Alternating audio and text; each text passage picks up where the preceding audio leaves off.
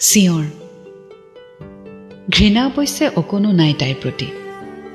মাথো প্ৰতি নিশাই গাৰুটো বুকুত সাৱটেই নিজকে তাইৰ ঠাইত থিয় কৰাই হাজাৰটা প্ৰশ্ন কৰোঁ।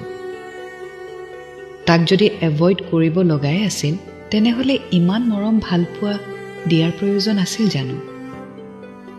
সি যে মোক স্বাৰ্থহীনভাৱে ভাল পাইছিল সেয়া জানো তাৰ ভুল আছিল? কাৰণ সঁহাৰিটো ময়েই দিছিলোঁ। তাক এনেকৈ আঁতৰি যাবলৈ বাধ্য কৰোৱাটো জানো শুদ্ধ আছিল? ভালটো ময়ো পাইছিলোঁ তাক। তাৰ হাতত ধৰি চকুলৈ চাই ৰোৱা হেঁপাহকণটো মোৰো আছিল। মোৰ দুচকু কিম্বা কপালত তাৰ ওঠৰ স্পন্দন আঁকি দিয়া অধিকাৰটো তাক ময়েই দিছিলোঁ। ইমানৰ পিছতো যদি তাৰ অবিহনে মই ভ্ৰূক্ষেপহীন, তেনেহ'লে মই তাক ভাল পাইছিলোঁ জানো? প্ৰশ্নবোৰৰ উত্তৰ হয়তো মই কেতিয়াও নাপাওঁ।